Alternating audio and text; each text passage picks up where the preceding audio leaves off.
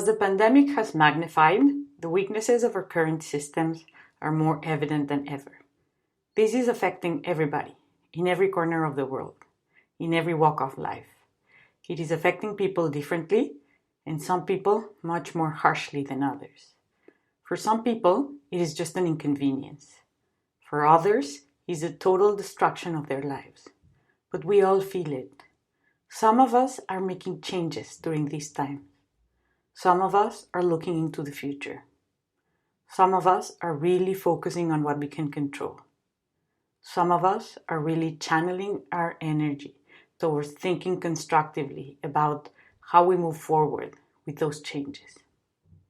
A lot of us are starting to rethink what we value in our lives and at work. And this is the place where a lot of exciting new ideas can come from. The solution is subtle, is complex, and takes a lot of insight. Insight is our ability to be aware of where we stand, where we seek to go, and what is within our control to get there. Those are the ultimate superpowers. It is about aspiring to thrive in the midst of the crisis and not just merely surviving. And let me just be clear about what I mean by aspiring to thrive and not just survive, because I get a lot of heat on this point. We are definitely all surviving in one or many aspects of our lives. That is just true and a fact of life. We are all falling short in many aspects of our lives. That is just what makes us human. However, if part of our humanity will mean that we will be falling short on our goals and aspirations, where will we end up if we fall short on surviving? Just ask yourself that question, at least today. I want to invite you to make your life and your career as magnificent as possible. If you are an entrepreneur, I want you to build a company that is great for the world. I want you to take pride while you support your family and those you care about. It is true. It is a privilege to be able to sit back, to be grateful for the things we have, to reevaluate the things that we have and the direction our lives and careers are taking. A lot of people are recognizing the changes they want, and a lot of people are committing to these changes. In terms of being more purposeful, many of us are paying more attention to the people we engage with, the culture of the places where we interact. And the most exciting part of all is that many of us are recognizing how we are also part of toxic cultural environments.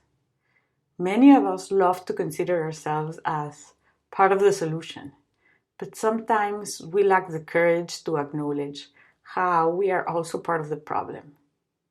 And that can start changing today. Many of us are completely changing the way we define success, progress, growth, well-being, and thriving. Let me ask you this. What does thriving mean for you? What does progress look like? How are you documenting and measuring your own progress? Moving forward, how will you celebrate your progress? If you are an entrepreneur or work for a company, you know that the usual way we measure progress will definitely not work for the foreseeable future. Under today's environment, how helpful you think the following goal is?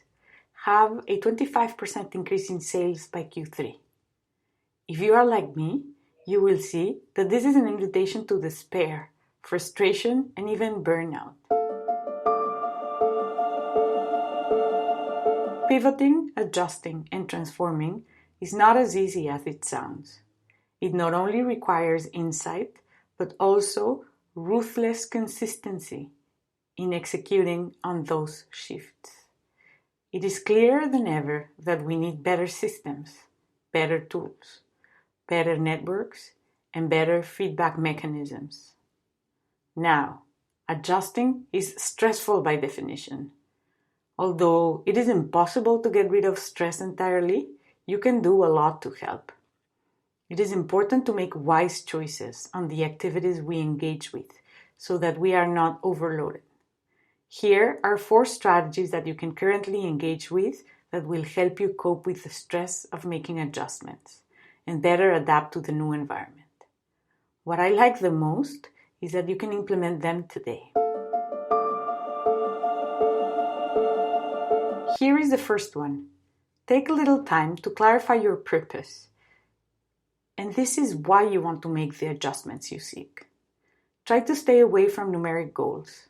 It is not an increase in sales or income, but it is a cause larger that will guide you along your path. Mindfulness practitioners would call this setting your intention.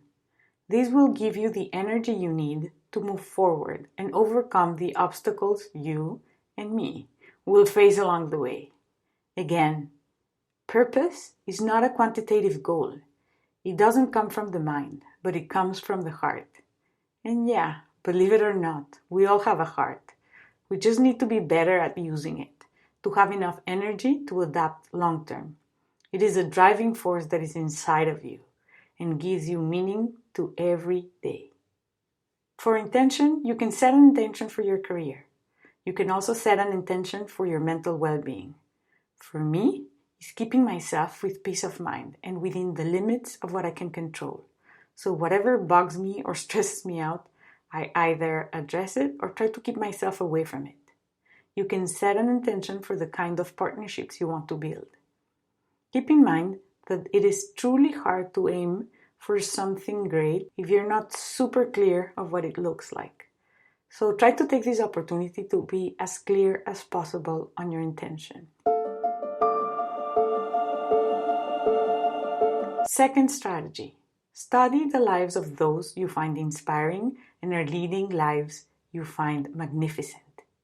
To me, the lives of the geniuses we explore at the Genius in Action podcast have given me tremendous inspiration, and it is my hope they do the same for you. Third strategy, cultivate trust. Trust in yourself. Trust in those you interact with. Allow yourself to be surprised. Trust in your own journey. It is not enough to just stay away from toxic environments, from bullies or fake news. Cultivating trust can help you gain laser focus on what works for you and can help you cope better with stress, anxiety, and isolation.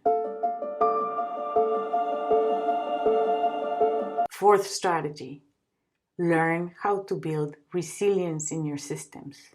Instead of just thinking about what could go wrong, think of what you need to do to give yourself the best possible chances of success. Now, many of you would agree with these strategies, and sometimes the bigger question is how to make them happen. Here is one easy first step for you. We have put together a 3-day free program we called Purpose in Action, where I will be guiding you to put these strategies into practice. It is very easy to join. Enroll by filling the form below, and we will send you all the materials you need to get started. Whatever you choose to do, this is my advice for you. Get all the help you need. Take all the shortcuts you can. There is a world with the tried and true. I highly suggest you explore structured programs that will allow you to ease your way towards implementing in the coming months the adjustments and shifts you need. I hope you find these practical tips useful to move forward in these confusing times. Putting them into practice certainly made an anxious time into a laser-focused one for me. I am grateful that you took the time to listen, and I will be very excited if you choose to join our 3-day free program. I also want to be sure we're tackling all the big challenges you are facing during these times of adjustment. So, if there is a question or topic you think we need to address over the coming weeks, let me know. Asking questions is really easy. Just go to the description of this audio and press the appropriate link. Until next time, stay safe, stay courageous, and please, do whatever it takes to give yourself some peace of mind.